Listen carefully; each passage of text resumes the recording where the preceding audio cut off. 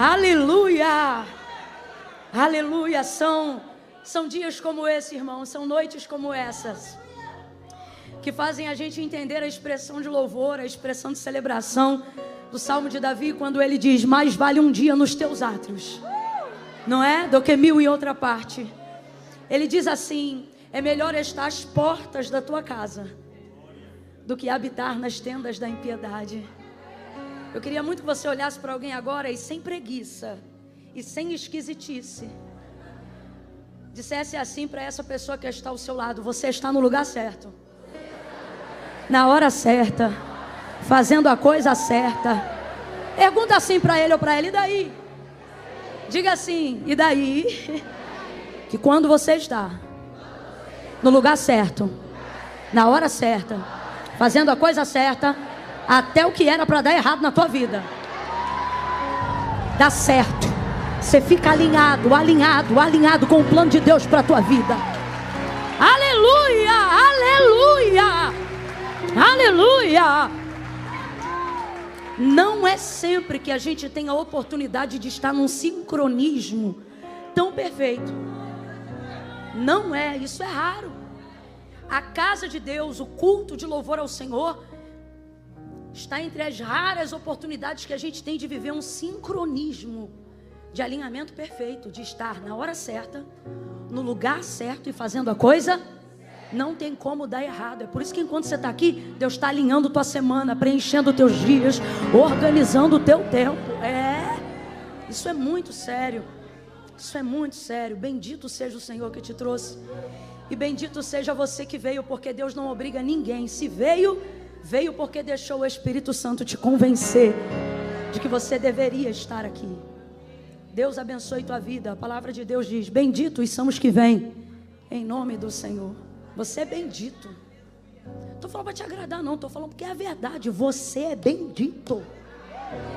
Você é bendito. Talvez você ouviu alguém hoje dizendo para você: você é uma praga, não é? Não, você é bendito. Talvez alguém aqui ouviu alguém descompensado dizer: você não presta. O Senhor está removendo essa palavra e está dizendo: você é uma bênção, meu filho. Você é uma bênção, minha filha. Aleluia.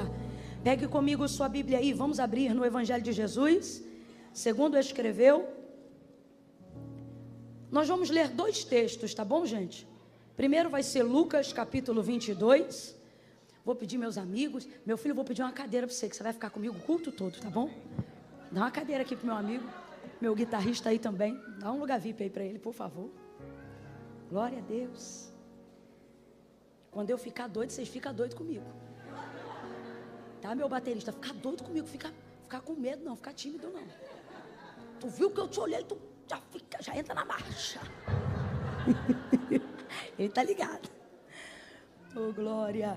Lucas, capítulo de número 22. E aí eu vou pedir meu sonoplasta. Cadê meu sonoplasta? Como é que chama meu sonoplasta?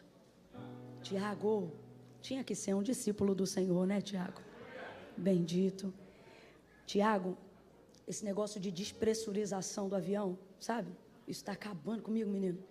Tem hora que eu chego surdinha. E eu sei que o som tá bom, porque eu estava ali ouvindo, assistindo o culto, né? Assistindo não, participando, porque eu não venho para culto para assistir.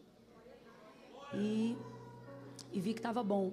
E eu sei que tá bom, mas se você perceber que eu estou me esforçando muito, tu alivia um pouquinho o compressor para mim. Não é porque o som tá ruim, não. O som tá top. É porque eu estou com a dificuldade em razão da audição. Tá bom? Amém, meu filho? Da boca das crianças e dos que mamam, suscita a Deus o perfeito louvor, está na Bíblia. Lucas 22, versículos de número... Lucas 22, versículos de número 60, 61 e 62. Perdão, esquece o 60, 61 e 62. Quem achou, diga amém. Amém.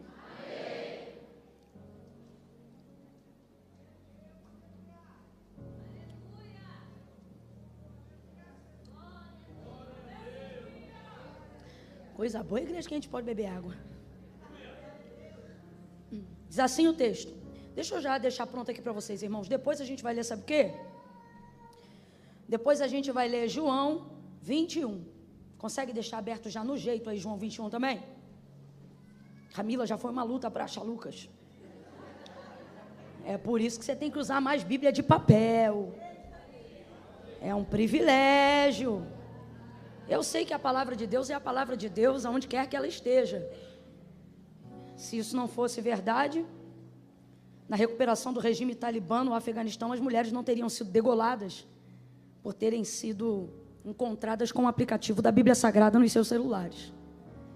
Mas nós estamos em um país onde temos liberdade de andar com a palavra de Deus. Então, sempre que você tiver oportunidade, tenha em mãos uma Bíblia de papel. Por quê? Porque isso aqui não é apenas um livro, irmãos. Para nós, cristãos da América Latina, onde temos liberdade para andar com ela, isso é também um símbolo de liberdade do Evangelho dentro da nossa nação. Não olha para ninguém não, que quem está com o aplicativo agora está dizendo, ai Jesus. Mas eu repito, isso não é uma crítica, é só um acréscimo. Lembra que eu comecei dizendo que a palavra de Deus é a palavra de Deus aonde quer que ela esteja, né? Isso aqui é um privilégio. Quem aqui já usou aquela salinha que tem no aeroporto, que você consegue entrar dependendo da categoria do cartão de crédito que você tem? É muito bom, aquilo é um privilégio. É um privilégio. Completa aí só para ter certeza que você está me ouvindo bem. Aquilo é um privilégio credenciado a quem tem determinada categoria de cartão. Aquilo já me salvou várias vezes. Por quê? Porque lá tem comidinha de graça. Tem coisas para beber não alcoólicas. Estou falando de mim, tem as alcoólicas, mas as minhas são não alcoólicas. Sabe? Aquilo ali, rapaz, já salvou muito a correria minha. É um privilégio. Se você soubesse que você tem um privilégio, você deixaria de usufruir? Não deixaria. Ninguém joga fora um privilégio. O privilégio faz você se sentir especial, não é? Fala a verdade. Faz ou não faz? É isso que eu quero que você entenda. Ter isso aqui em mãos é um... Quantos viram anteontem? Saiu a notícia anteontem e ontem a confirmação da esposa dele, o missionário no Quênia, que foi sequestrado e morto. Missionário no Quênia, fazendo a obra. Onde estava o maior símbolo da implementação do evangelho dele lá para ser capturado. A sua? Você está entendendo? Não é só um livro. Então, quando você estiver num país que você tiver a liberdade de andar com isso aqui, não tira da bolsa. Abre dentro do ônibus. Usa no Uber. Quando vier para a casa de Deus, pega uma da capa preta. Bem grandona para todo mundo ver que os Bíblias estão vindo. Isso é um privilégio. Lucas, versículos 60 e 60. Não, 60 a gente... Isso aí, pronto. E aí depois a gente vai para João. Qual é o capítulo de João que eu falei? Graças a Deus. Vamos lá. Virando-se o Senhor, olhou para Pedro, e Pedro lembrou-se da palavra que o Senhor lhe havia dito. Ele está lembrando aqui a palavra, ó. Hoje, antes que o galo cante, 3 vezes me negarás. Então Pedro saiu dali e chorou amargamente. Vamos lá para João agora. João 21, versículo 14. Era a 3ª vez que Jesus se manifestava aos discípulos depois de ter ressurgido entre os mortos. Depois de terem comido, Jesus perguntou a Simão Pedro: Simão, filho de João, amas-me mais do que estes? E ele respondeu: sim, Senhor, tu sabes que eu te amo. E disse-lhe Jesus: apacenta os meus cordeiros. Tornou a perguntar-lhe: Simão, filho de João, amas-me? E ele respondeu: sim, Senhor, tu sabes que te amo. E disse-lhe Jesus: apacenta as minhas ovelhas. Perguntou-lhe pela 3ª vez. Completa a igreja, por favor. Perguntou-lhe pela?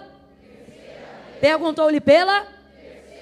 Simão, filho de João, amas-me? E Simão entristeceu-se por Jesus ter lhe perguntado a 3ª vez: amas-me? E respondeu: Senhor, tu sabes tudo. Tu sabes que eu te amo. E disse Jesus: apacenta as minhas ovelhas. Continue olhando para o versículo 17 e responda para mim. De acordo com o que está escrito, Pedro se entristeceu porque Jesus lhe perguntava ou porque ele estava perguntando pela terceira vez. Olha para o texto, versículo 17. Vou perguntar de novo. Pedro fica triste porque Jesus lhe pergunta ou porque lhe pergunta a terceira vez? Ele está triste pela indagação, ele está triste porque ele percebe que ela está sendo feita pela... E ele sabe o que isso significa. Diga amém por essa palavra. Amém. Senta dando glória a Deus aí. Glória a Deus. Pastor Samuel, muito obrigada por essa oportunidade, viu? Deus abençoe tua vida, a tua casa. Vanessa, amo sua vida. Eu amo esse casal porque eles são íntegros. Eu vejo neles uma integridade que só o Espírito Santo pode testificar. Deus continue abençoando e abençoando também esse novo desafio, essa nova empreitada. Onde é que vai ser a nova igreja que você disse? General Carneiro, até o nome já está preparado. O Senhor proverá para si. É forte. Deus abençoe. Quero aqui aproveitar também a oportunidade de dar um feliz dia do pastor. Para todos aqueles a quem o Senhor... Vamos aplaudir a Deus pela vida dos pastores. Ô glória. Está me dando vontade de rir. Eu estou vendo umas ovelhas aqui que... Teu pastor está dizendo, cadê aquela ovelha? Deus te abençoe, pastor. Deus abençoe todos os irmãos, viu? Glória a Deus. Vamos lá.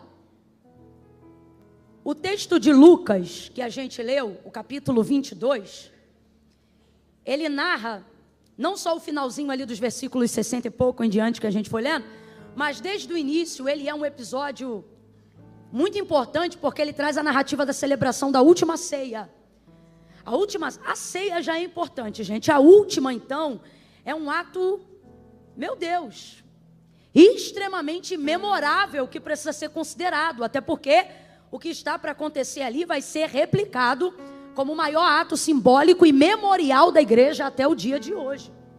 Algumas coisas que vão acontecer ali alinham a nossa vida à eternidade, mesmo enquanto nós estamos aqui na terra. Por exemplo, na celebração da última ceia, Jesus fez um juramento. Ele entregou uma promessa coletiva, dizendo, olha, o que nós estamos vivendo hoje aqui, até que eu viva novamente com todos vocês, eu não viverei mais novamente. Ele está aguardando, ansioso, as bodas. Ele diz, olha, do produto da vide que tomamos hoje aqui, até aquele grande dia em que eu possa me reunir novamente com todos vocês, eu não o tomarei mais. Há uma expectativa sendo gerada para um reencontro. Oh, glória a Deus. E aí veja, é um ato, uma cerimônia extremamente importante. Agora veja, se o ato da ceia é uma cerimônia extremamente importante, até para nós hoje, eu não sei, mas eu aprendi a considerar a ceia um dos atos mais emblemáticos da igreja. A roupa que a gente usa para a ceia normalmente é uma roupa um pouco mais arrumada. Se um dia você costuma a faltar num culto oficial da igreja, você cuida para que jamais esse culto caia no dia da celebração da ceia, porque você leva em consideração toda a relevância e a seriedade da Santa Ceia. Então imagina, se por tudo isso já é importante em nossos dias, imagine o tamanho da relevância disso, quando o homenageado é também o celebrante. É o que está acontecendo aqui nesse contexto de Lucas 22. Jesus é quem está celebrando a ceia. Não, você não está entendendo. Já era para tu estar todo arrepiado. Jesus, imagine como se fosse um culto, igual estamos hoje aqui, tá? Só para a gente entender. E aí você estivesse no caminho vindo para cá e alguém perguntasse assim para você, quem prega hoje lá no culto? E você dissesse assim, Jesus. Não, Esquece. Esquece. Jesus. Aí não o bastante, o texto diz que ele vai ministrar essa ceia. Imagina, o corpo ministrando o corpo. O sangue ministrando o sangue. Eita! O vinho. E aí ele celebra, ele ministra, ele dirige e ele prega. Ai, gente. Imagina esse ambiente. Imagina esse ambiente. Ele ministra, ele prega, ele celebra, ele parte o pão. E não me diga que ele parte de qualquer maneira, porque os discípulos no caminho de Emaús disseram que o coração queimava quando via ele partindo o pão. Aí ele está lá, celebrando, fazendo esse momento. E não fica com inveja deles, não. Olha para alguém aí e diga: nós vamos viver esse momento. Nós ainda vamos viver esse momento. Ele está aguardando esse momento. Esse momento está sendo preparado. Oh, Maranata! Maranata! Agora veja, um ambiente como esse, uma celebração como essa, já não, como se isso já não fosse, meu Deus, apoteótico. Aí o texto diz que depois de cear, tendo Jesus ceado, sabe o que ele faz? Canta um hino. Além de dirigente e pregador, é o ministro, é o cantor. Ele ministra a adoração. A gente não leva mal não, mas no céu não tem ninguém desafinado. Não tem. Naquele grande dia até quem não canta vai cantar. Corpo glorificado, até teu timbre de voz vai ser diferente. Se teu nome vai mudar, tu acha que tua voz não? Olha pro teu irmão aí e diga pra ele: lá eu canto muito, tá? Aí veja. Ele vai cantar um hino, como se não bastasse aquele ambiente tomado pela sua presença, pela sua santidade, pelo sacramento, sabe, por tudo que é santo, por tudo que é imaculado, por tudo que é puro, como se já não bastasse aquele momento de comunhão direta, como o cordeiro que tira o pecado do mundo. Ele depois daquele momento vai cantar um hino, e vai cantar um hino. Jesus começa a cantar. Quisera que João, quisera que Lucas tivesse escrito. Que canção foi essa? Ele vai cantar. Ele canta. Gente, eu não consigo imaginar uma cena onde Jesus começa a cantar. Não é? E ele canta. É um momento tão especial e inesquecível que você pensa, não tem como nada dar errado, mas escuta, que num flash de segundos tudo vai mudar, tudo. Rapaz, olha o que o texto diz. Depois desse episódio, Jesus começa a falar da sua retirada do meio deles. Por quê? Porque esse é o último momento de comunhão que ele está tendo com eles, antes de viver o momento de captura e de crucificação. Quem está ligado, diga amém. Então ele está treinando os seus discípulos e explicando para eles que ele vai ser retirado, o que vai acontecer com ele, aquela coisa toda. Mas ele ainda não saiu, ele está ali ainda naquele momento, vamos dizer assim, numa linguagem mais moderna, de mentoria. Um intensivão com os seus discípulos. E logo depois desse momento ele está ali falando. Aí o texto diz: e houve forte discussão entre eles. Irmão, como é que o pau quebra depois de uma ceia dessa? Não. Porque foi o que aconteceu. Eu não estou inventando, você pode ler depois, melhor em casa ou aqui agora se quiser. O texto diz: e levantou-se entre eles quem? Os discípulos acabaram de cear. E houve entre eles forte discussão. O que é forte discussão, gente? A veia do pescoço de alguém se levantou. Alguém está falando mais alto. Agora, se você acha que isso é ruim, fica pior. Sabe qual é o motivo da briga? E discutiam entre si para saber dentre eles qual seria o maior. Que vergonha! Depois de um momento desse, com Jesus ainda presente, enquanto ele fala da sua saída, eles brigam para ver quem vai saber, quem será a liderança na ausência dele. Ninguém discute liderança na presença de Jesus. Na presença de Jesus, liderança é ele. Quem reina é ele. Isso é um absurdo. Isso é obra da carne. Porque a Bíblia diz que as obras da carne são dissensões, porfia, espírito faccioso. Deu esse nível de briga. Ai, irmão, é obra da carne. Agora, como é que pode? Olha para esse irmão que está do teu lado e diga: acabaram de cear. Aí veja, Jesus espera de Pedro um comportamento mais proeminente. Por que que ele faz isso? Porque está clara uma predileção de liderança sobre a vida de Pedro. E você precisa entender que a quem muito é dado, muito também lhe será. Preste atenção, você sabe por que as pessoas querem desenvolver relacionamento somente de rede social?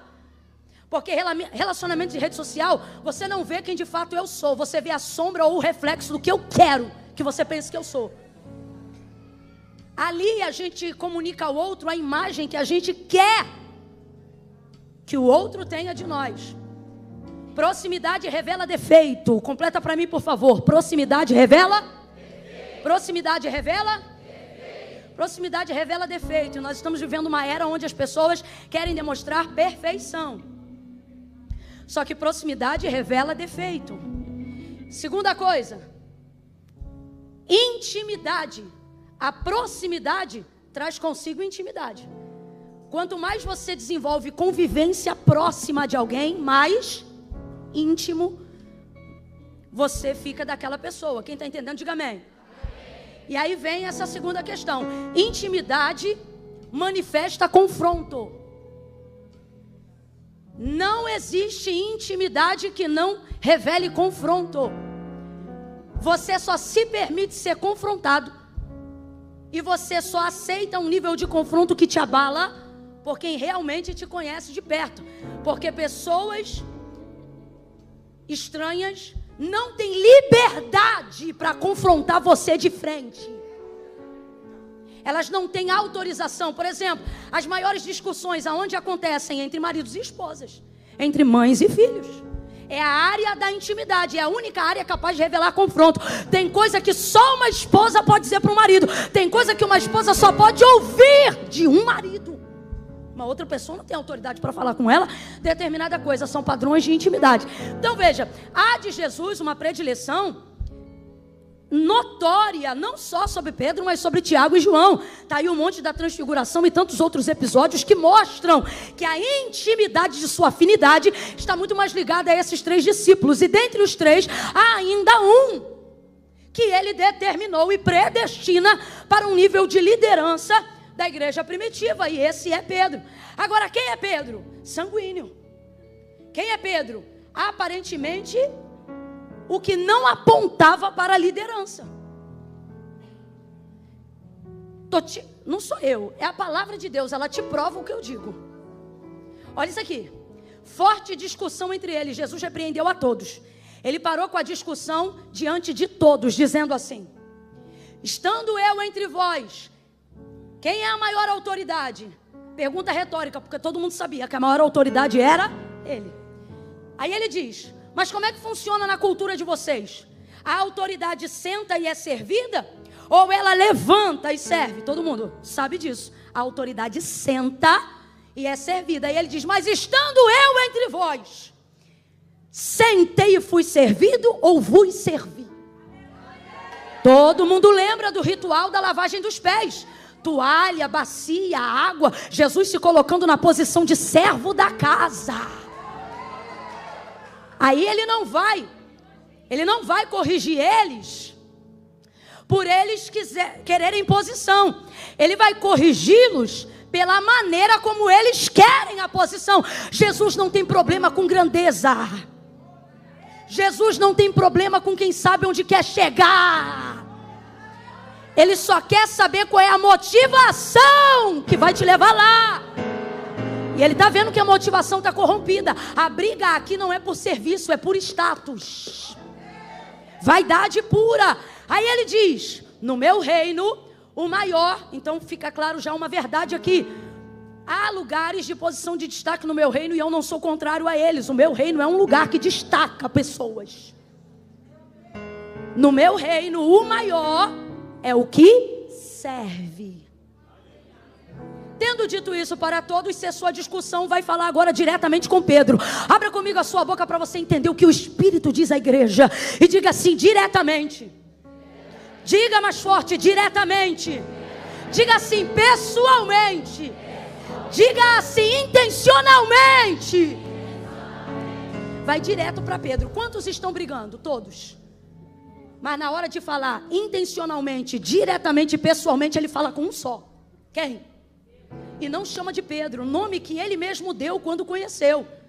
Tu és Pedro. Só que nesse dia ele chama ele de, que é a raiz etimológica do seu nome. Simão fala da sua origem. Eu disse que Simão fala da sua? Porque ele está vendo que o que está acontecendo ali é a manifestação da sua natureza humana caída, antiga. Aí ele diz: Simão, Simão, 2 vezes despertamento. Satanás te pediu para se andar como trigo. O que é isso? Peneirar você. Mas eu roguei ao Pai para que não desfaleças a tua fé. Então, quando tu te converteres, mano, acabou de cear e não está? Não finge que não entendeu, não. Responda para mim, Pedro está convertido? Olha para o teu irmão e diz: está ceando assim? Aqui, ó. Quando tu te converteres, fortalece os seus irmãos. O que Pedro está ouvindo de Jesus? Uma advertência pessoal, intencional. E qual foi a outra coisa que eu falei?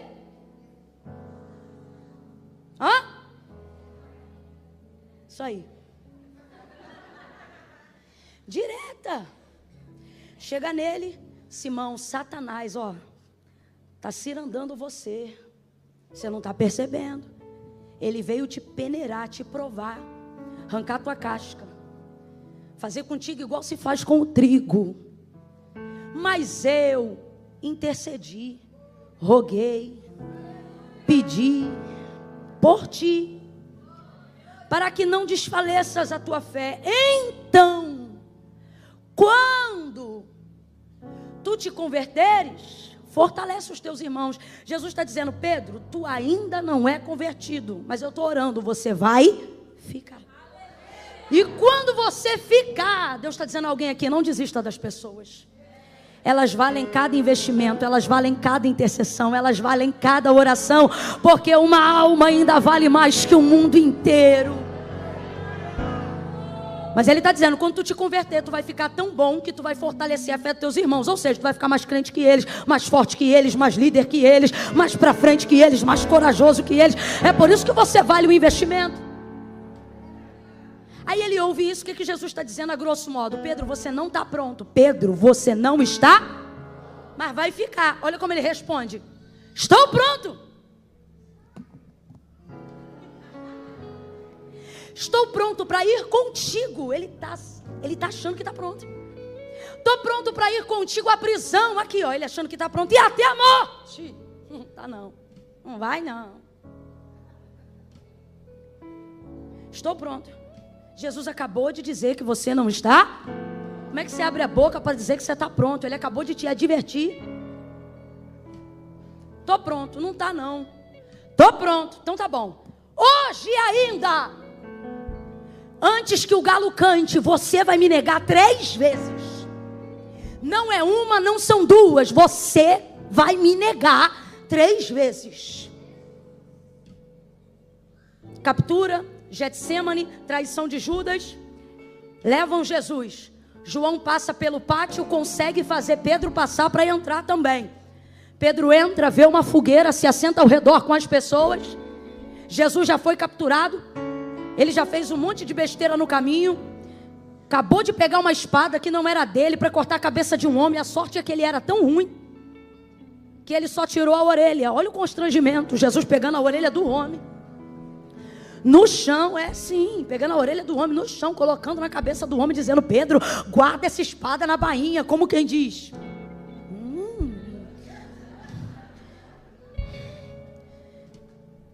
vai ele, agora assentado ao redor de uma fogueira, uma mulher, é a primeira a vê-lo, e ele anda como ele, fala como ele, se parece com ele.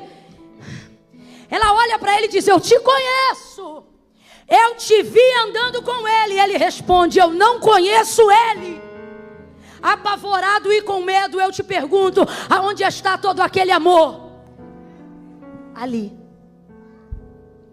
Todo aquele amor continua ali. Só que o medo faz a gente duvidar das maiores certezas que a gente já teve na vida. Um homem olha para ele e diz: é verdade, você o conhece. E ele diz: eu não o conheço. Do que você está falando? E então vem outro e diz: você sabe quem ele é? E ele diz: eu nunca vi ele. Na hora parece filme, o galo canta. Quando o galo canta, Jesus olha para trás. Quando Jesus olha, o olhar de Pedro, parece filme, bate de frente com o olhar de Jesus. Que constrangimento! Traiu o herói da minha vida. Decepcionei, abre aspas para o que eu estou dizendo. O homem que me deu razão de viver e que investiu em mim os melhores anos da sua vida. O texto diz que ao viver esse episódio, ele sai dali para chorar amargamente. E eu quero louvar a Deus por essa amargura. Eu quero louvar a Deus por essa angústia.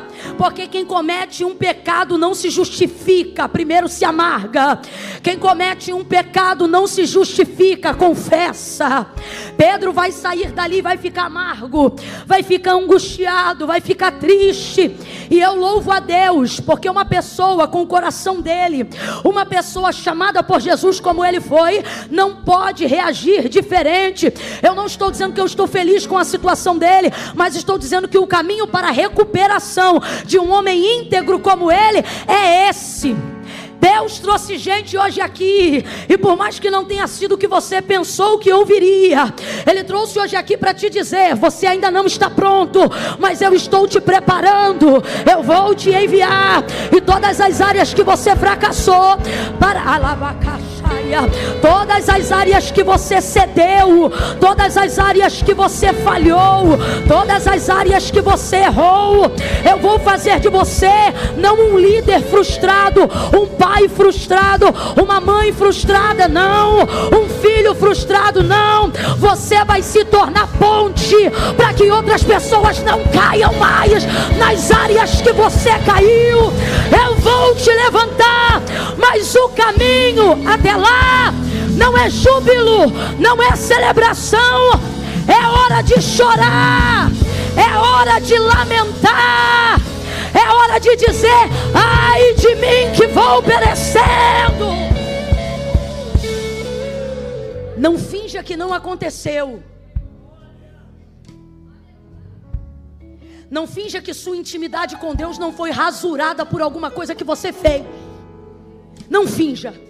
Seu padrão de confronto será no mesmo nível da sua intimidade. Vou falar rasgado que é para todo mundo entender. Tem gente que não só peca, não só erra, não só falha, mas se refasta lá na lama.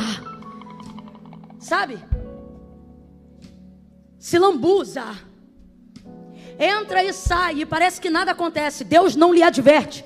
Parece que porta nenhuma se fecha e coisa nenhuma de mal lhe acontece. Se a gente não vigiar, a síndrome que pegou Asaf pega a gente também. E a gente começa a vir para cá e a se questionar: por que sofre o justo e por que o ímpio prospera em seu caminho? Está todo errado e parece que quanto mais peca, mais cresce. Está todo errado e parece que quanto mais erra, mais desenvolve. Aí vem o crente que buscou viver e servir ao Senhor, mas cometeu algum deslize. Irmão, eu sou da época que não precisava nem cometer um deslize. Você só pensava em pisar fora da faixa. Quando você entrava no culto, não tinha esse negócio de exposição, processo, não era assim não.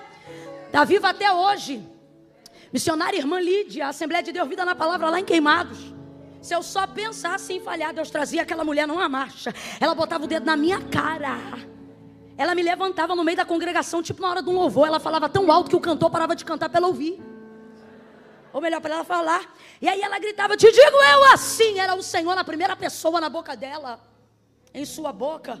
E ela começava a dizer: eu vi, ó. Eu não tinha pecado não. Ela dizia só assim, ó. Era Deus. Eu vi quando tu pensaste. Tem alguém aqui dessa época ou está fingindo que não viveu esses dias? Eu sei, eu vi quando tu pensaste tal coisa assim assado, e no teu coração tu disseste. Era na boca não, era no coração. E no teu coração tu disseste, falava, mano, falava o que eu tinha pensado, desgrama. E eu ficava exposta. E sabe, a autoridade profética era tão forte, tão forte, tão forte. E o meu desejo de intimidade com Deus era tão forte, tão forte, tão forte, que ela dizia assim: não foi assim que tu disseste, mesmo exposta. Sabe o que eu tinha que fazer? Vai, sim.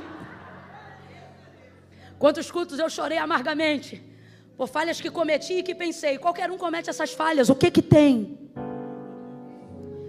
Quantos erros, quantos tropeços no caminho eu dei e eu pensei: isso nem é considerado, isso nem é pecado.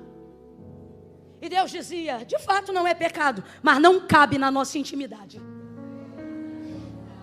E aí você começa a ter que aprender a fazer uma escolha. Quer intimidade? Então vai ter que aguentar o confronto. Aí você pensa: e aquele que prospera no seu caminho quando está virado na lama? Eu me lembro de uma amiga minha. Essa amiga, uma pessoa se levantou contra ela. Nada aconteceu com essa pessoa. Ela entrou numa campanha de oração e ela começou a dizer: Deus, por que com fulano tu não fala nada? E eles eram da mesma igreja. E comigo tu vive me corrigindo, vive falando. Profeta vive me apertando. Com o outro Deus não falava nada, mas com ela Deus dizia: desce, perdoa, libera. E aquilo indignava ela. Aí um dia ela entrou no quarto de oração e ela disse: Senhor, por que com ele o Senhor não fala, mas comigo o Senhor está me estreitando, está me apertando? Eu nem sou o ofensor, eu fui a ofendida. Porventura o Senhor não é justo? E pá, indagando ali com Deus. Ela disse que ouviu o Espírito de Deus dizer para ela: para o quê?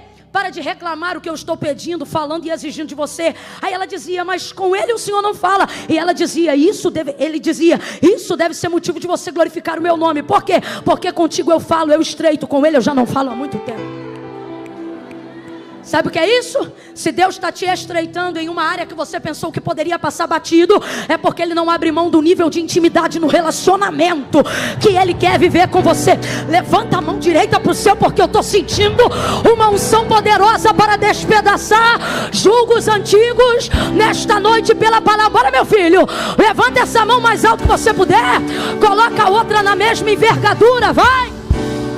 Quando eu disser 3, você vai ser profeta de Deus para a vida de alguém. Você vai abrir os braços em volta de uma pessoa e vai dizer para ela: aguenta o confronto, porque a intimidade com Deus vale a pena. Eu vou repetir, você vai dizer: aguenta o confronto, porque a intimidade com Deus vale a pena.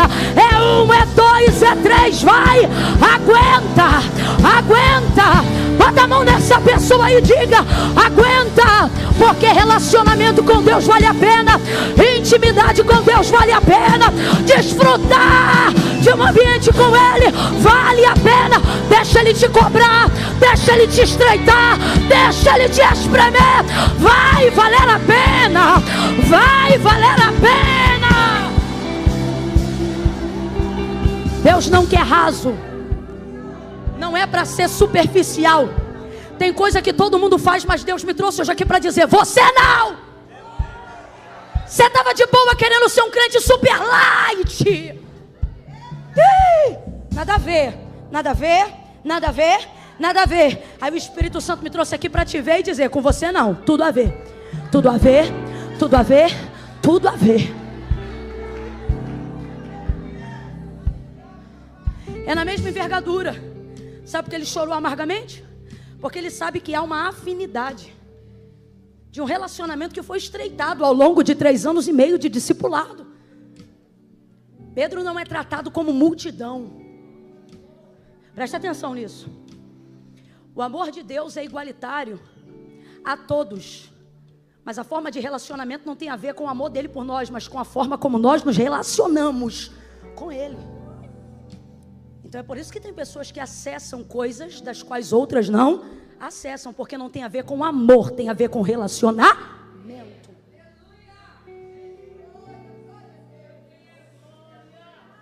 E tem gente que entrou hoje aqui pensando: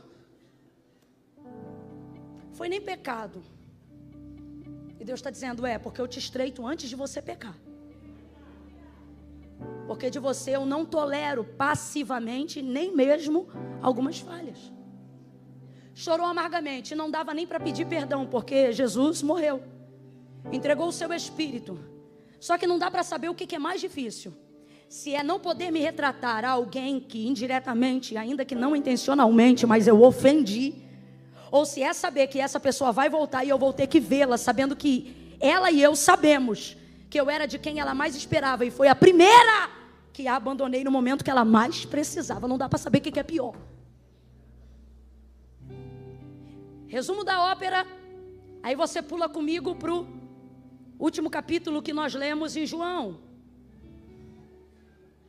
Ali vai mostrar que Jesus já ressuscitou dentre os mortos. João capítulo 20. Primeiro dia da semana, sendo ainda escuro, Maria Madalena e as outras foram até a sepultura. Anjo sentado na pedra, porque procura viventes entre os mortos. Ele não está aqui. Ele já ressuscitou. Jesus levantou. Maria não entende o que está acontecendo na hora. Acha que roubaram o corpo do Senhor. Vai correndo chamar quem? Pedro e João, os mais próximos. Vem Pedro e João. João corre mais apressadamente, mas deixa Pedro passar, porque a proeminência de liderança está com Pedro. Ele entra na sepultura, vê que está vazia, não sabe o que aconteceu, volta para casa onde estavam escondidos. Jesus estava no jardim, espera todo mundo voltar, honra a busca de Maria, encontra com ela e se apresenta depois de um tempo. Maria, pelo que ao ouvir sua voz, virando-se, disse: Rabone. O encontrou. Não me toque, não me detenhas agora. Vá, meus irmãos, e diga o que você viu. O quê? Ele está vivo. Ele não foi roubado, ele está vivo. Eu não fui sequestrado, eu estou vivo. Maravilha. Passa um período de 8 dias. E então Jesus agora vai se manifestar. Presta atenção, escuta isso aqui. Quando Jesus é bom, irmãos, ele é bom. Mas quando ele é terrível, ele é melhor ainda. Olha isso aqui. No capítulo 20 do Evangelho de Jesus, segundo escreveu João, você vai ver a primeira manifestação de Jesus aos seus discípulos depois de ter ressurgido dentre os mortos. Verso 19. Chegada a tarde daquele dia, o primeiro da semana, estando cerradas as portas do lugar onde estavam os discípulos, porque estavam com medo dos judeus, chegou Jesus, pôs-se no meio deles e lhes disse: Paz seja convosco. Pedro estava lá, sim ou não? Pedro estava lá, sim ou não? Bora, Pedro estava lá, sim ou não? Sim, Pedro estava lá. Jesus chegou, logo naquele dia, naquele mesmo dia, apareceu na casa onde eles estavam. Paz seja convosco. Ele não foi confrontar ninguém, ele foi levar a sua paz. Você tem que entender que diferente de qualquer julgador e de qualquer confrontador que quer se aproveitar do seu erro para parecer mais santo do que você, Jesus não te confronta roubando a tua paz. Não, primeiro ele te dá paz para conversar com você. Jesus não precisa tirar a tua paz para conversar com você. Gente sem paz não consegue desenvolver uma conversa civilizada, equilibrada, consciente. A primeira coisa que Jesus ministra sobre a vida de quem ele ama, ainda que ele vá confrontar, é paz. Camila, eu não estou entendendo. Você vai entender. Essa inquietação, essa angústia que você está vivendo é a consequência do erro que você cometeu e não da cobrança de Jesus. Deus me trouxe hoje aqui para dizer isso para alguém. Quem está roubando a tua paz não sou eu, é a tua consciência. Quem está te desvirtuando do propósito não sou eu não te condeno, eu te perdoo, mas a tua consciência te castiga.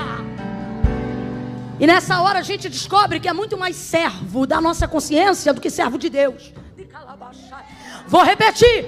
São em momentos como esse que a gente descobre que é muito mais servo da nossa consciência do que servo de Deus. Sua consciência tem razão em muitas coisas, mas ela não pode ter poder de determinação sobre as coisas que Deus liberou sobre você. Vou te explicar. Olha o que o Senhor disse para Israel em dias de dificuldade do pecado de Israel. Eu sei que pensamentos tenho de vós, diz o Senhor, pensamentos de paz e não de mal, para lhes dar o fim que desejais. Presta atenção, Israel está toda errada, virada no pecado da idolatria. Deus poderia estar dizendo: eu vou destruir, vou acabar com vocês, como algumas vezes Ele fez. Mas olha o que Ele está dizendo: meus pensamentos a seu respeito são pensamentos de paz. Sabe o que Ele está dizendo? A minha vontade não é exterminar vocês, não. A minha vontade é ver em vocês arrependimento, cura, renovo, transformação, libertação.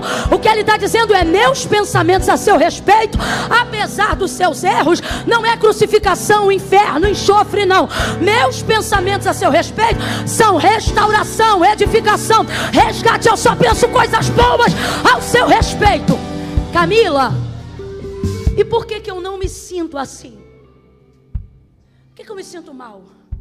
Por que eu não me sinto confortável quando o Espírito Santo me abraça? Por que ao invés de me render ao propósito de Deus, eu entrei num caminho de fuga? Eu tenho vontade de orar, mas não oro, porque eu não tenho cara para falar com Deus, Camila. Eu tenho vontade, por exemplo, de hoje, aqui e agora, Camila, entregar minha vida para Jesus e dizer: Pai, estou de volta à tua presença. Mas quando eu me lembro de tudo que eu fiz e do que eu estou fazendo, eu não tenho cara para isso. Sabe por quê? Porque você se tornou escravo da sua consciência. E quem se torna escravo da consciência se torna carcereiro de si próprio. Vou falar bem rasgado que é para todo mundo entender. Você e eu somos tão egocentristas. A gente se acha tanto, mesmo quando está mal. A gente se acha tanto. Acha que a gente pode consertar a nossa própria vida. Acha que a gente pode aplainar os próprios caminhos. Porque você pensa: se eu identifico o erro, posso consertá-lo. Só que não é tão fácil assim. Uma coisa é o que eu penso, outra coisa é o que eu sou capaz de realizar. E Jesus deixou tão claro que não tinha porquê a gente brigar tanto com a gente mesmo, porque Ele mesmo disse: ora, sem mim. Mas não, a gente quer ser mais santo do que os outros. E sabe como a gente faz? Primeiro eu vou arrumar minha vida. Primeiro eu vou arrumar minha casa. Primeiro eu vou organizar tudo que está fora do lugar. Primeiro eu vou casar. Primeiro eu vou renunciar a tal coisa, largar tal vício, quebrar tal aliança, me desfazer de tal ciclo tóxico com tal pessoa. Primeiro isso, primeiro aquilo. Só que preste atenção. Quando você vê Jesus falando sobre a sua entrada na vida de alguém, utilizando o exemplo da porta do coração, olha o que Ele diz: eis que estou à porta aí. Se alguém abrir. Eu vejo Jesus nestes dias batendo na porta do coração, e vejo do lado de dentro a gente com a chave na mão, doido para abrir a porta. Só que a gente diz para Ele: deixa eu arrumar a casa primeiro. Só que o que nós precisamos entender é que não há bagunça do lado de dentro que Jesus já não a conheça, mesmo batendo do lado de fora.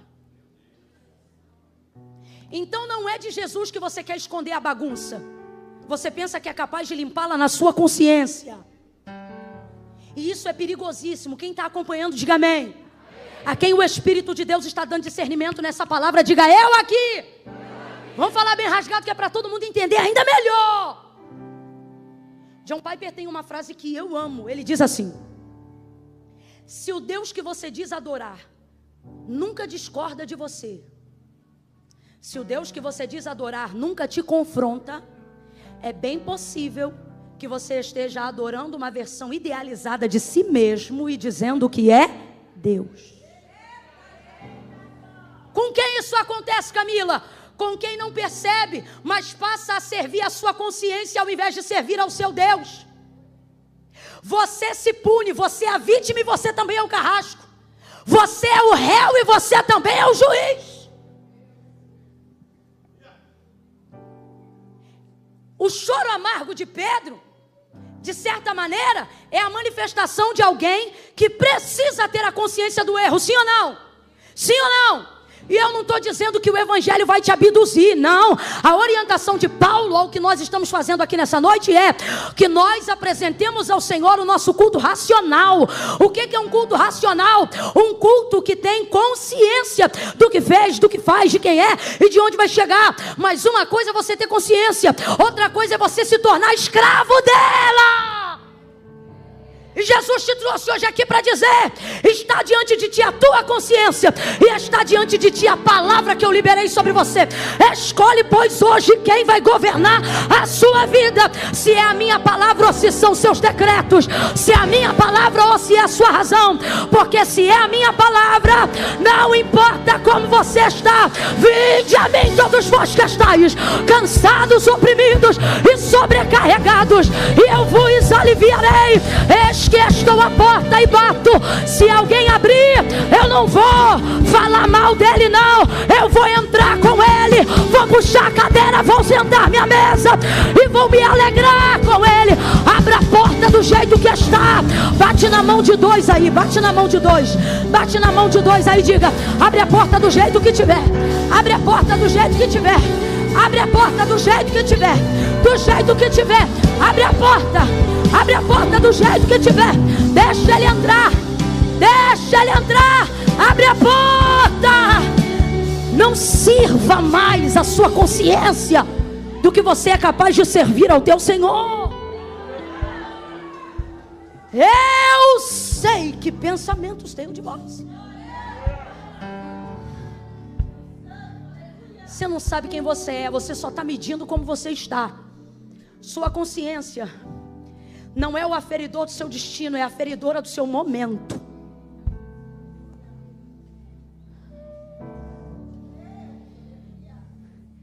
Agora presta atenção, para a gente encerrar aqui no capítulo 21. Você acha que Jesus está ofendido com Pedro? Alguém que consegue imaginar Cristo ofendido com alguém? Não, então, teve gente que não teve segurança para falar. Judas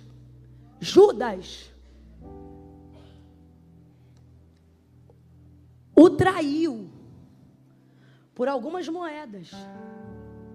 Jesus recebe Judas no Getsemane.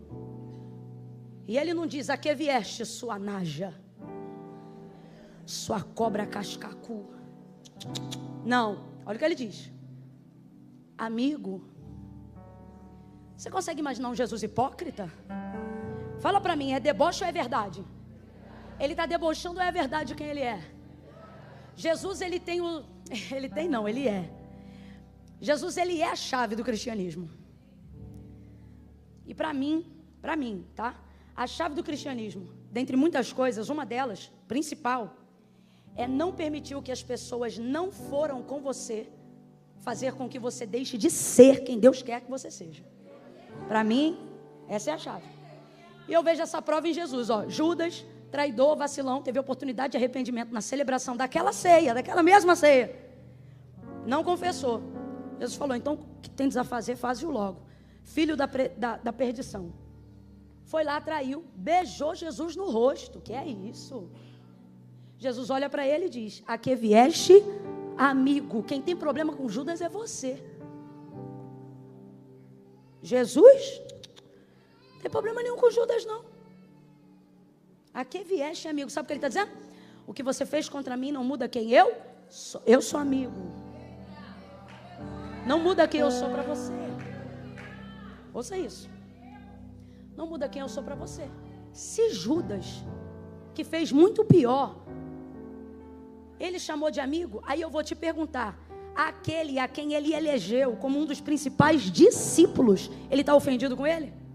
Aquele que foi alvo da sua intercessão porque ele não queria perder o investimento de mentoria de 3 anos e meio de ministério. Você acha que Jesus está furioso com Pedro? Está ofendido com Pedro? Está magoado com Pedro? Está nada, meu irmão. Não está. Ora, se não está, por que vai confrontar? Porque para Jesus isso não é um problema, mas se ele não confrontar, para o ministério de Pedro, será. As coisas das quais Jesus está te apertando, confrontando e te estreitando, não é porque elas são um problema para Ele, mas é porque elas serão um problema para você, se Ele não tratar. Não é sobre estar ofendido. Seus pecados não fizeram Deus amar você menos do que Ele ama agora. Acredite. Mas se Ele não confronta, eles vão acabar com você em pouco tempo. Agora olha, a primeira vez ele chega e declara paz. Paz seja convosco. Versículo 26. 8 dias mais tarde, estavam de novo os discípulos dentro de casa e Tomé com eles. Lembra? A primeira vez que ele entrou, Tomé não estava. Aí todo mundo o viu, contaram para Tomé. Tomé não creu. Quem lembra? Alguém aqui lembra desse episódio? Estou contextualizando que eu gosto de caminhar junto com vocês. Como Tomé não estava, Jesus volta naquela casa de novo para poder confrontar a incredulidade de Tomé. Aí ele aparece de novo. E o que ele diz na segunda aparição? Paz seja convosco. Eu quero dizer para você, irmãos, em Deus nesta noite, que todo confronto que Jesus te fará passar será regado da paz que excede todo entendimento. Jesus vai te dar paz enquanto te trata. Eu não estou entendendo, Camila, vai entender. Você vai passar por situações que vão até te constranger um pouco, mas vai ter alívio na alma mesmo dentro desse processo. Oh meu Deus, eu estou ministrando isso debaixo da autoridade da palavra de Deus. Assim diz o Senhor a alguém aqui nesta noite: eu estou te dando paz para começar o tratamento.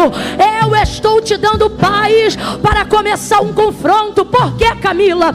Porque eu, diferente da maioria das pessoas que você conhece, eu vou tratar da sua dor sem te deixar traumatizado.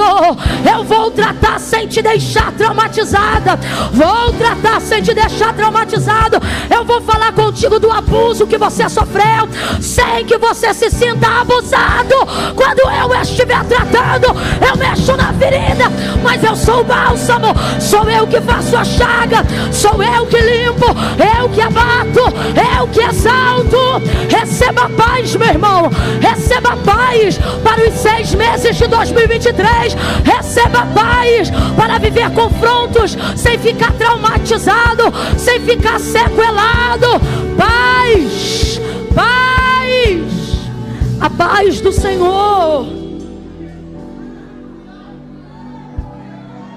Urabaia lama darabashai, delebe de cal e a sebe de ali, recalamondo rebaia chave nuriacia. Eu estou vendo Ele entrando em corações agora, pastor Samuel. E Ele está dizendo: essa noite eu te dou paz. Antes de te confrontar, eu te encho de paz. Eu te dou paz. Paz para seguir, paz para confessar, paz para renunciar, paz para se tratar. Paz. Eu te dou paz. Urabaia candalamaia sai. Apareceu a primeira vez e disse: paz seja convosco. Responda aí. Pedro estava entre eles, sim ou não? Mas tratou ele de algum assunto? Segunda vez, 8 dias depois, aparece naquela mesma casa. Estão todos reunidos no mesmo lugar. Entre eles também está. Mas ele trata alguma coisa? Ele diz o que de novo? Vamos falar a verdade? Apareceu a primeira vez, não tocou no assunto e ministrou paz. Apareceu a segunda vez, não tocou no assunto e ministrou paz. Se coloca no lugar de Pedro. Por mais que seu erro tenha sido grave, o que você seria tendenciosamente levado a pensar? Não falou a primeira vez, não falou a segunda? Das duas, uma. Ou eu já estou liberado, ou vai que nesse processo de morte e ressurreição, o que aconteceu antes, ele esqueceu, sei lá. Eu sei de uma coisa: enquanto Jesus não toca no assunto, Pedro é que não toca. Por quê? Porque às vezes, para botar para fora o que te apodrece e machuca por dentro, você precisa que alguém faça um esforço para te ajudar a tirar. É difícil expor o que te constrange.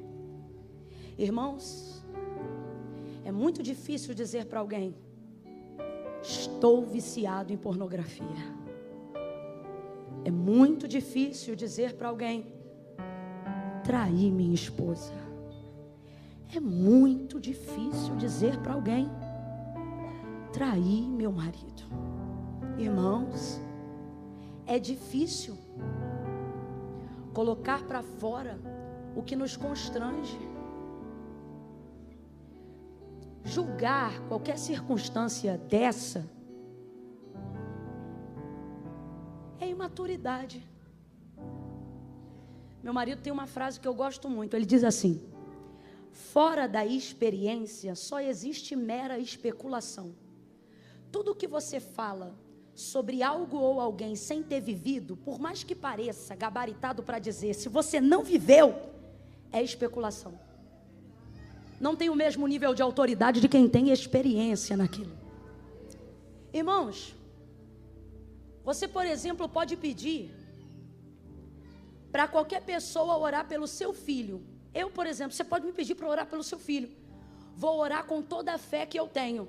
Mas se tu pedir uma mãe para orar pelo teu filho, vai ser outro nível de oração, outro nível de compaixão. Se inclusive o seu filho estiver passando o que ela já passou, aí é outro nível de oração, é mais autoridade na experiência. Então é muito fácil julgar os pecados dos outros. Sabe o que é mais fácil do que isso? Comparar pecados. Sabe o que eu fico feliz com Pedro, dele chorar amargamente? Ele não mede nem compara o pecado dele com o pecado de Judas e de nenhum outro. Porque, irmão, quem quer conserto não compara pecado, confessa o seu. Você quer ver uma coisa que me irrita? A gente vê muito isso em rede social. Alguém manifesta algum pecado, publica tal pecado, e os comentários dos condescendentes costumam ser assim: pior é fazer tal coisa, pior é tal coisa e tal. Então agora isso é uma competição de quem faz pior? Não tem isso, irmão. Aquele que confessa e deixa alcançará o quê? Então Jesus vai confrontar Pedro para que ele não se sinta julgado pela própria consciência e passe a desfrutar não só da paz que Cristo dá, mas da misericórdia que Ele concede. Então veja, olha o que ele vai fazer. Não fala na primeira, não fala na segunda. Gente do céu. Versículo 14 do capítulo 21. E era a terceira vez que Jesus se manifestava aos seus discípulos depois de ter ressurgido dentre os mortos. Que vez é essa? A vez que eles estão na praia. É um cenário semelhante, não é o mesmo mar, não é o mesmo lago, não é a mesma praia, mas é o mesmo cenário. É água, é barco, é rede e é não pesca, não peixe. Esse cenário lembra o quê? Lucas capítulo 5, quando Jesus foi chamar a Pedro. Quando Jesus foi chamar a Pedro, Jesus vai dar uma demonstração de poder que vai deixar Pedro impactado. Só que Jesus não foi em Lucas capítulo 5 para realizar a pesca maravilhosa. A pesca maravilhosa só aconteceu em decorrência do chamado de Pedro. Tanto é que depois de ter pego aquela quantidade de peixes, que o barco quase ia a pique, ele não ficou com peixe nenhum. O texto diz que largando a rede, os peixes e o barco, seguiu a Jesus. Depois que Jesus realizou aquele milagre da pesca maravilhosa, quando Pedro viu aquilo, ouça isso, quando Pedro viu aquilo, impactado, maravilhado e apavorado pelo poder de quem estava diante dele, ele não vai dizer glória, ele vai dizer: afasta-te de mim, Senhor, porque eu sou um homem pecador. Escuta isso, sou um homem pecador. Jesus está dizendo segue-me, Pedro está dizendo o quê? Afasta, vamos lá? Jesus está dizendo segue-me, Pedro está dizendo o quê? Jesus está dizendo vem para perto, mas Pedro está dizendo o quê? É como se Pedro dissesse assim: o senhor não sabe quem eu sou. E é como se Jesus dissesse assim: não, você que não sabe quem eu sou. É como se Pedro estivesse dizendo assim: eu não posso te seguir, eu sou pecador. E Jesus está dizendo: é por isso que não sou eu que sigo você, é você que me segue. Vem, vem e tu serás pescador de homens. Chamou ele, ele aceitou. tendo consciência de que era um pecador. Mas depois de 3 anos e meio de mentoria, começou a achar que estava pronto. Você leu comigo o texto da última ceia. Essa noite aqui, a oração que nós vamos fazer é: Deus, me dá a essência do coração de pescador que o Senhor viu quando me chamou. Aquela essência do início do ministério. O que isso significa? Olha para cá. No início do chamado, você não diz eu estou pronto, você diz afasta-te porque eu sei quem eu sou. E mesmo assim ele diz o quê? Vem, segue-me. Mas a gente começa a expulsar uns demônios, participar de uns cultos, e a gente já começa a ficar alito. Foi isso? Foi isso? Foi isso que prejudicou ele em dado momento. Só que agora Jesus espera a 3ª vez. Essa parte da mensagem eu falo com muito temor e tremor, porque essa espada é de 2 gumes, irmão. Eu volto a dizer, o que eu vou dizer agora eu falo com muito temor e tremor, meus irmãos. Porque eu não posso inventar o que o Espírito Santo fala, eu tenho que repetir o que ele diz. E enquanto eu estava sobre esse texto, ele me disse: diga ao meu povo que aquilo que eles pensam que esqueceu, que eu não vou mais tratar, que está guardado, escondido por estes dias. Eu vou pegar coisas, causas e pessoas de circunstâncias mal resolvidas, pendência de calabaia suremia.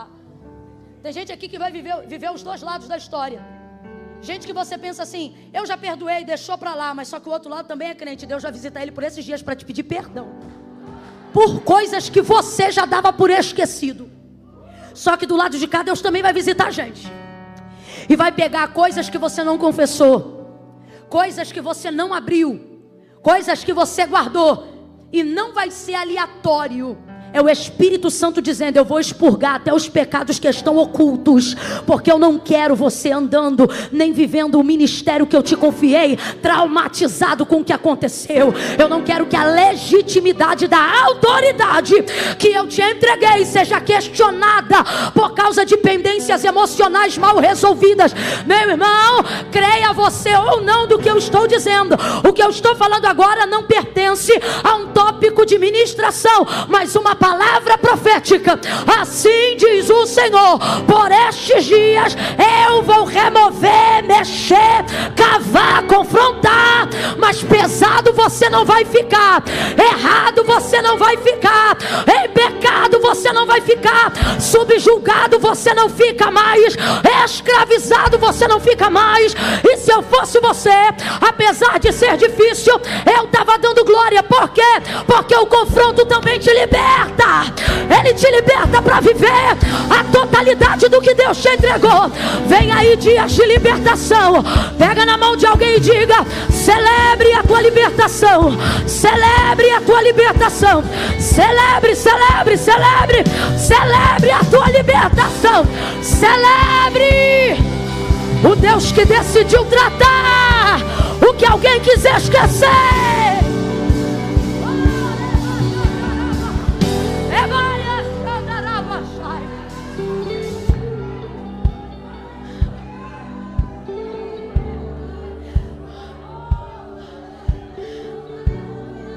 Deus, a tua palavra está sendo pregada, e ela deixa aqui agora aquilo que manifesta o vício que um dia ela teve.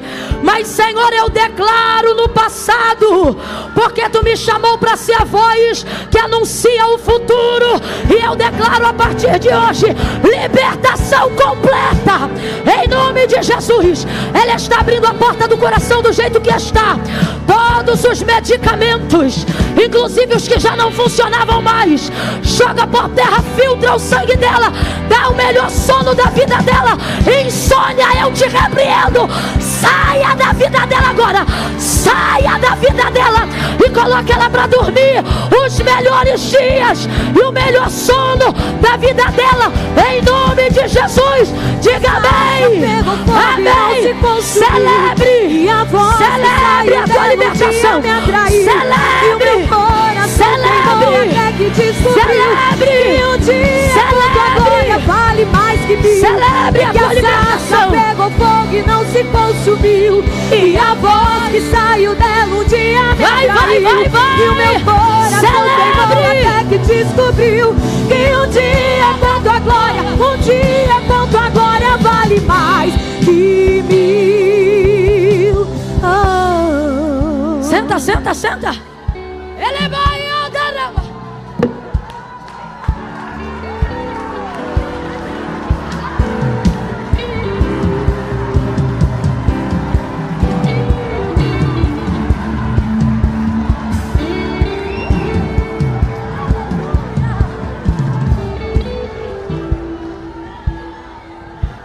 Eu acho lindo quando não importa a bagunça que está lá dentro, ao ouvir ele bater na porta, a gente abre e deixa ele entrar.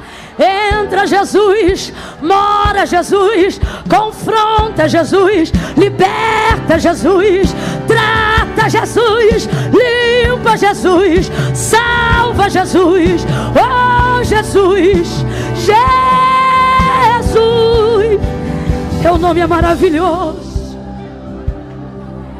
Celebre a tua libertação, celebre a tua libertação. Em nome de Jesus, em nome de Jesus. Ei, Canamando rebadacia. Ei, biquitimini racebre.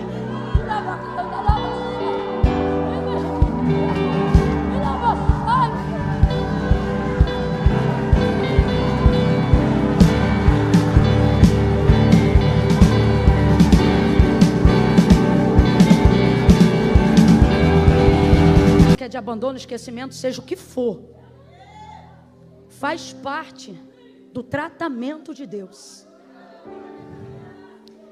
Deixou para falar na terceira vez. E aí na terceira vez deixou para perguntar quantas vezes? 3 vezes.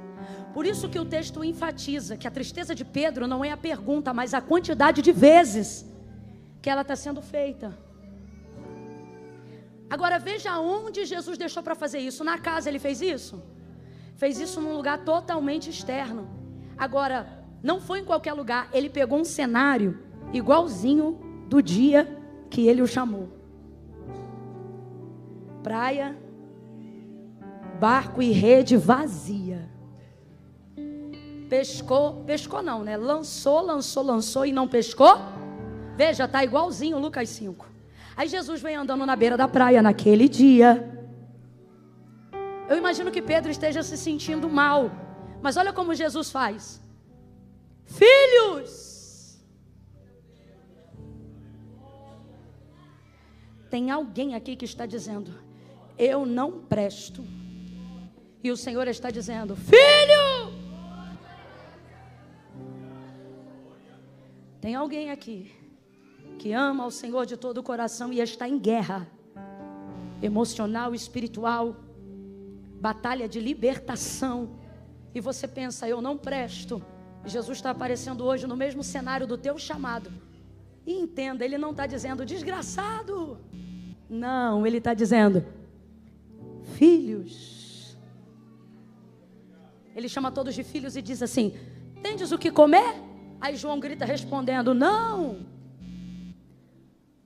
Aí ele diz: lança a rede para o lado direito. Aí eles pegam a rede. Quando puxa a rede, aquele tranco, eles conhecem esse tranco. Eles já viveram esse tranco uma vez, no mesmo barco, com a mesma rede. Quando segura, irmão, é tão lindo. João diz assim: Pedro, é o Senhor. Como quem diz: isso aqui só Ele faz. Só pode ser Ele, Pedro. É Ele. Pedro fica tão desesperado porque está sem roupa, que ele pula no mar de vergonha. Os discípulos vão arrastando aqueles 153 grandes peixes. até a margem da praia. Pedro se recupera e traz os peixes para a superfície. Por isso que ele é o líder. Porque até quem nos ajuda pode arrastar o que a gente não está aguentando puxar. Mas o que Deus deu, só a gente traz para a superfície. Lá em Lucas 5 foi a mesma coisa. Aí veja, quando ele vai para a praia, olha, Jesus já tinha preparado uma fogueira. Jesus já tinha preparado uma? Olha como ele é intencional. Quando Pedro traiu, ele estava sentado aonde? Ao redor de uma?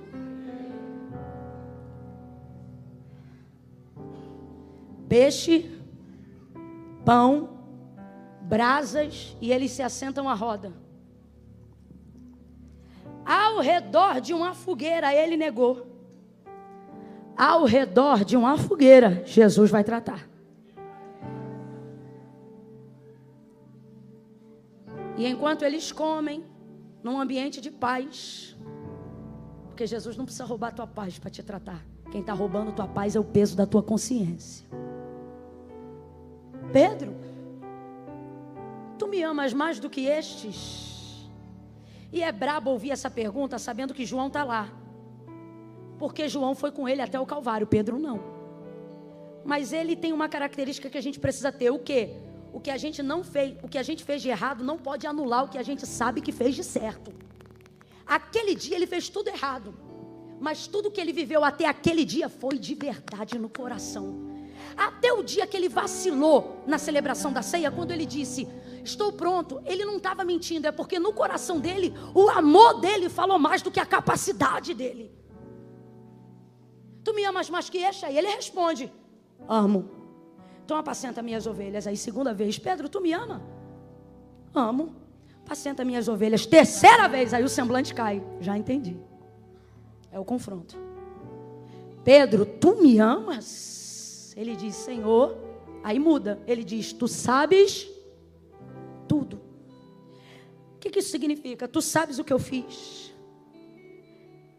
E agora eu não tenho nem coragem de responder tudo, porque eu me lembro que o Senhor também sabe o que eu vou fazer. Está lembrando? Tu sabes de tudo. E tu sabes que eu te amo. Sabe o que ele está dizendo?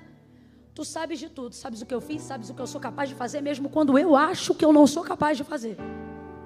Mas também sabes que apesar de tudo, eu te amo.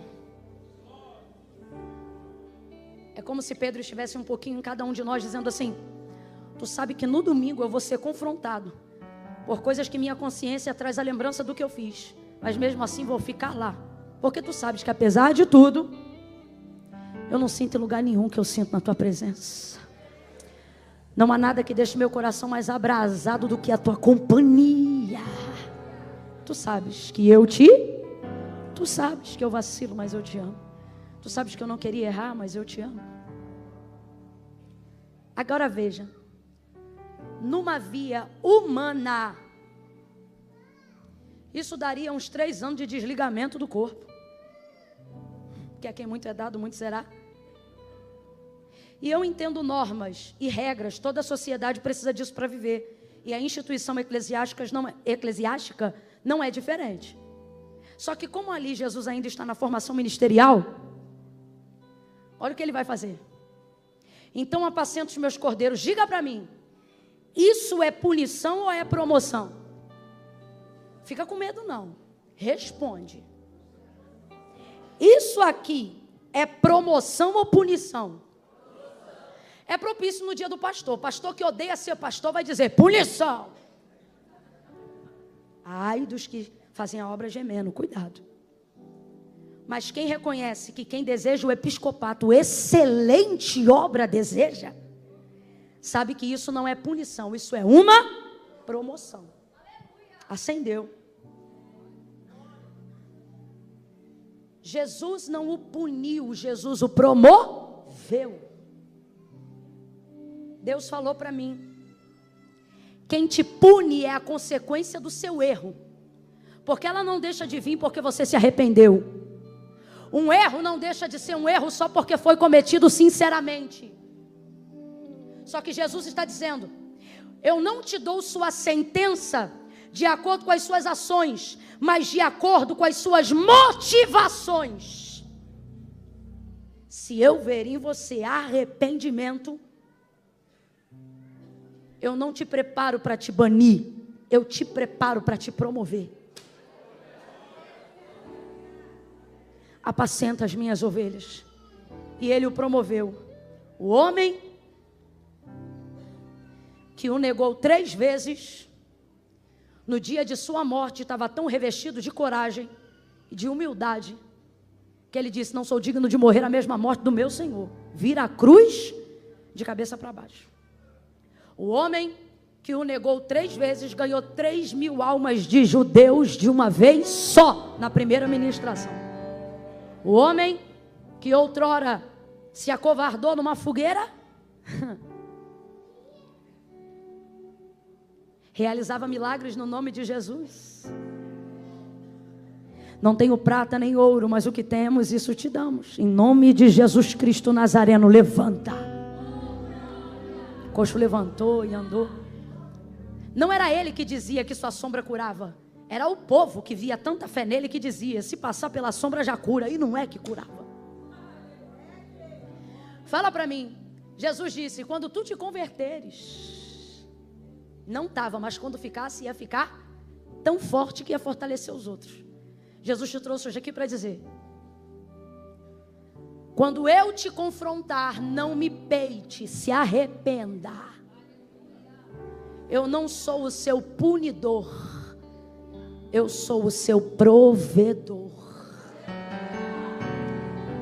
A gente sabe cantar aquela música que diz: temer porque, se eu estou guardado por quem nunca... Vem o Ministério de Louvor aqui para fechar comigo aqui. Está muito cheio, eu não vou poder fazer. Não vou pedir vocês para virem aqui na frente.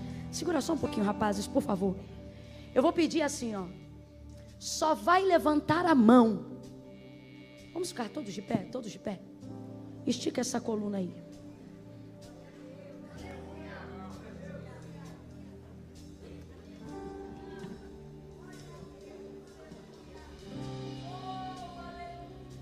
Você não vai sair daqui hoje fugindo do confronto. Você vai sair daqui hoje desejando o confronto. Você vai sair daqui hoje dizendo: Deus, me encontra, trata comigo. Sabe, Deus, eu prefiro ser amassado na tua mão do que cair na mão do diabo, sabe, do meu opressor. Me amassa, me molda, sabe. Tem gente que entrou hoje aqui com medo do confronto. E o Senhor está dizendo: você vai sair daqui hoje me pedindo para ir ao teu encontro.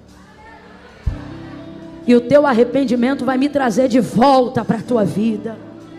E a tua confissão vai manifestar a minha misericórdia. E o meu confronto vai restaurar a nossa intimidade. Eu vou resgatar a nossa intimidade. Lembra quando tu sentia a minha presença já nas primeiras horas do café da manhã? Lembra quando na beira da pia tu não precisava de muito louvor e nem de muita música? Tu começava a glorificar o meu nome e eu me manifestava. Eu falava contigo numa brisa fresca que entrava na janela. Lembra quando você dobrava o joelho para fazer uma oração de finalização de noite para dormir? Mas eu te tomava na súplica. E tu tinha que levantar da oração e tomar outro banho, porque tu pingava suor na minha presença.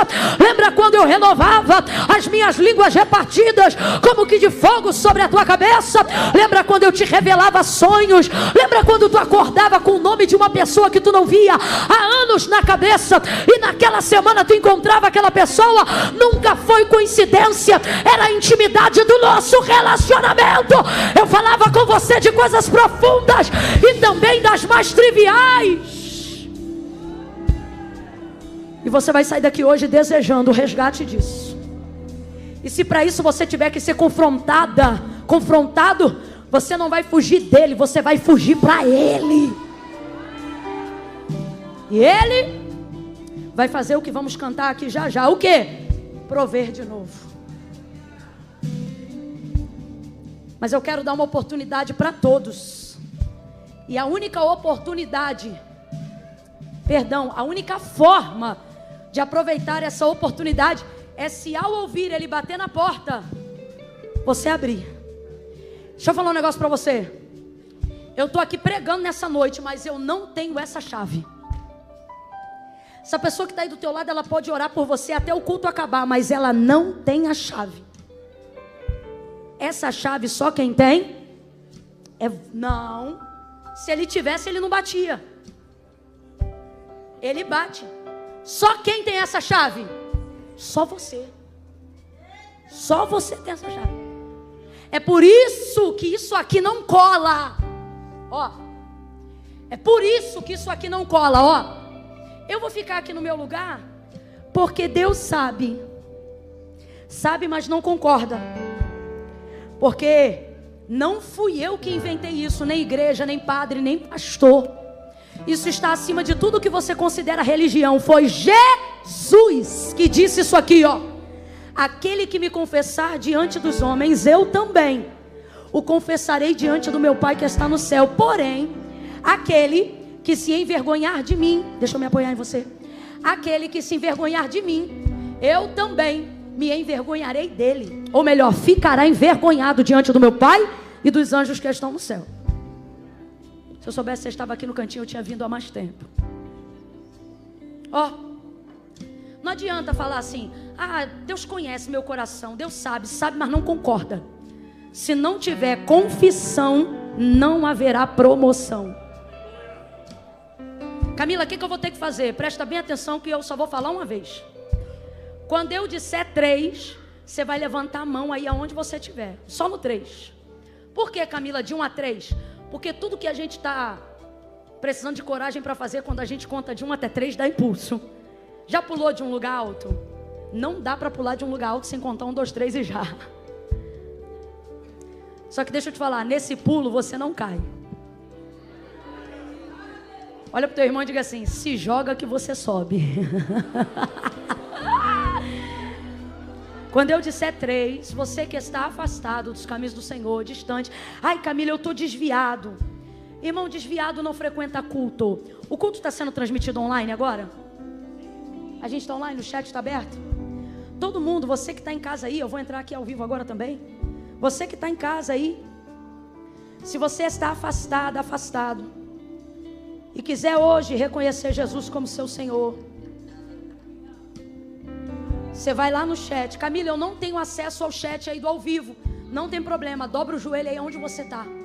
Se está na cama, sai da cama e dobra o joelho. Se está no sofá, sai do sofá e dobra o joelho. Se tem prato de comida na tua frente, nem só de pão viverá o homem. Coloca a janta de lado e fala: Senhor, hoje eu estou voltando, estou entregando minha vida para Ti. Mas se você tiver acesso ao chat aí ao vivo, você escreve: quero Jesus, e eu vou entender isso como sua confissão pública de fé, e nós vamos orar por você. Você que está aqui, você vai levantar a sua mão, só isso. Vai levantar a sua mão. Camila, tem que levantar a mão? Tem. É um jeito de você aceitar o confronto, se manifestar diante do Senhor e dizer: estou aqui. Entendeu? Você vai levantar a mão: estou afastado, estou dizendo. Ah, Camila, eu tenho uma situação tico-tico no fubá, inclusive o fubá veio. Levanta a mão você, tico-tico, fubá. Jesus não disse para ninguém: se arrume e vem. Ele disse: vinde a mim, todos vós que estáis cansados, oprimidos, sobrecarregados, e eu vos. Eu conto 1. A igreja vai entrar em oração pela sua vida agora. Comece a orar, igreja. A oração é: Senhor, não permita a vergonha e a timidez impedirem essa pessoa de tomar a decisão mais importante da vida dela. Joga por terra toda a timidez. Camila, mas eu estou com vergonha, o que eu faço? Bota a vergonha no bolso e levanta a mão de todo jeito. Sabe por quê? A vergonha é passageira, mas a tua salvação é eterna.